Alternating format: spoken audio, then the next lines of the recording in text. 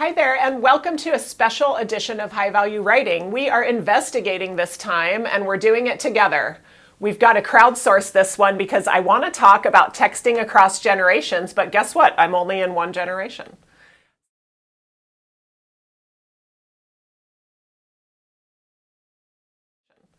So last week, I was listening to my favorite podcast, Office Ladies. They talk about the show The Office, but they also talk more broadly about creativity, art, friendship, family, hard work, making it through the tough times. And they had a great tangent the other day about how difficult it can be to text people in a different generation when we're just not sure how they might interpret things. So we're going to listen a little bit to these excerpts, and then I'm actually going to interview or bring in an expert for us, a generations expert, and we'll kind of talk about what should we keep in mind when we text across generations. All right, so let's get started with a little bit of an excerpt from Jenna Fisher and Angela Kinsey talking on their podcast, Office Ladies, the episode called China. Our generation writes full sentences with punctuation. I know. But apparently that's really annoying to, is it the millennials hate that? Or is it Gen Z? We're looking at you guys. Also, like, somebody hates emojis. Yeah. What is it? I know for me, if you put a period at the end of the sentence, that means you're mad at the person. Oh, see, that's what I mean. Yeah. We put a period all the time, Cassie. I know a bunch of emojis is an old person thing. Like a bunch of, like the crying emoji for laughing is a... Oh, that's me. I do it all the time. What do you do if you're laughing so hard you're crying? I don't know. I'm 38. Check in with someone who isn't me. All right, well, that's exactly what we're going to do, check in with someone who isn't me. And so I'm asking you all to crowdsource this information and let us know in the comments, according to your generation, what feels good in a text, what doesn't feel good in a text. As we heard from Jenna, Angela, and their team, different texts can sound aggressive or angry when we didn't intend it. As always, writing is about interpretation. As always, we start with the question, who am I writing to? And what is normal for them? What is expected for them? We do that with our business writing and our emails, and we need to do that with our texts too. So let's listen a little further to what Angela and Jenna have to say about these texting differences. Well, the other thing, also, I guess to write out full words is considered ancient as well. There's all these abbreviations. That's also read as like passive aggressive. Full. Yeah, I write "see you soon!" exclamation point, and I write out every word. But I feel like someone else writes the letter C, the letter U, and soon with no period or in lowercase. Oh yeah, right. Oh, that's right. Don't capitalize anything. My gosh. My gosh, right? And so that's exactly it. One generation might think, of course I'm going to capitalize and use a period, or else I might feel rude. Another generation might think, oh my gosh, you sent me a capital letter and a period, how rude, right? Interpretation is always what it's about here. So what I really liked about those excerpts was that it wasn't just about what sounds old or young, but that what sounds emotionally off. We don't want to sound passive aggressive. This is a matter of writing EQ, like we often talk about, right? Writing with emotional intelligence includes that idea that we don't want to disempower our reader or sound like we're being overly pushy. So here are some factors to keep in mind. Like we heard there, a text can sound passive aggressive. It can sound condescending. It can sound pushy. And this is all because of interpretation. But what we're looking at with a text is less, maybe not even just the words themselves, but visual decisions like capitals, punctuation, emojis, length of the text. Those visual aspects of writing are also important here. And so to kind of look into this problem a little more, I consulted a generations expert.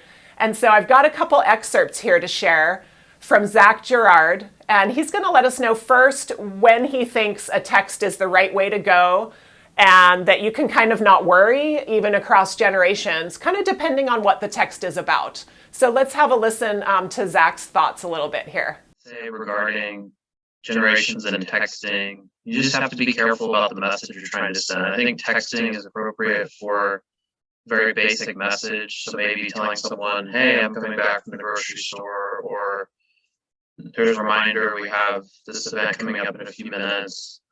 I think emojis can be okay and abbreviations with texting, but I think it's really important as we think about communicating across generations to have a shared understanding of what those mean. Okay, a shared understanding of what those mean, right? So Zac is already talking about interpretation here.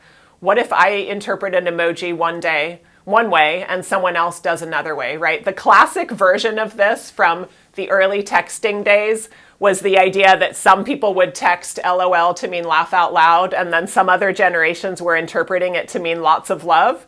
You can imagine how those would not always be the same intention as one another, and it could end up sounding inappropriate. So Zac makes a great point here. I agree. When we are writing informationally, transactionally on a text, hey, I'm getting the bananas. Oh, could you pick up bread on your way home? What time is the meeting? What time is our dinner party? That's pretty easy. We don't have to worry that much about hurting somebody's feelings with informational material like that. But I think when we get outside of that and we start to worry, well, what if this is, now we're talking about a person or about our opinions, we could worry a little more about interpretation there. So let's listen a little more to his thoughts. And if someone's not sure what they mean, or if the receiver of that message might not be 100% sure, then there might be a better way to communicate with them outside of texting. Maybe you call them, maybe you see them in person. Maybe you do FaceTime, perhaps. So you do a video call with them, or maybe you jump on Zoom or so. That might be more appropriate, because I think sometimes with emojis or text abbreviations, what one generation interprets with that might not be what the other interprets. And then we have to bear in mind when we're texting, we're not including our tone of voice or nonverbal communication. So we're leaving out a big chunk of what makes up normal human communication when we do texting. So those are some of my thoughts. And thank you, everyone. Good to see you. All right. Thank you to Zac for that information, because, right, when we're talking about informational stuff, maybe it's okay to just shoot them back and forth, but we do need to worry when we're talking about more personal topics, more serious topics. What if somebody misinterprets this? What if my long text that I thought was so helpful and explanatory sounds really aggressive on the other side, or even looks really aggressive? It can look like a little much when you open up either a big text or many, many texts in a row, right? So we need to really focus on that concept of interpretation. So I'll suggest that as you think about, well, how might my reader interpret this? Consider these three questions. What does respect look like for either that person or that group of people? Does that person or group of people feel like a full explanation is respectful? Or do they feel like a text that takes as little of their time as possible is respectful? It's going to vary, right? Secondly, how does their generation tend to use punctuation? We're not all the same within our generations, of course, but sometimes we can notice some norms. Groups who are okay with lowercase letters and feeling like it's maybe a little more friendly and non-aggressive, versus groups who would think, well, if you're not capitalizing, then you're not being correct. So we have to consider that too. And then lastly, hierarchies, cultures and generations have different opinions about hierarchy and power and formality. You may be texting someone who cares a great deal about respect looking like using full formal sentences, and then you might text someone else who really doesn't believe in all these power dynamics and thinks, well, we should just all write to each other the same way, and just abbreviations and emojis are fine with me. So got to be thinking about those three questions in order to kind of keep these best practices in mind. Reflect on what norms you see from the person you're writing to. I kind of scope out their texts, they miss a capital letter here and there. I'm going to do that too because I'm kind of an informal person. Or I'll adjust, right?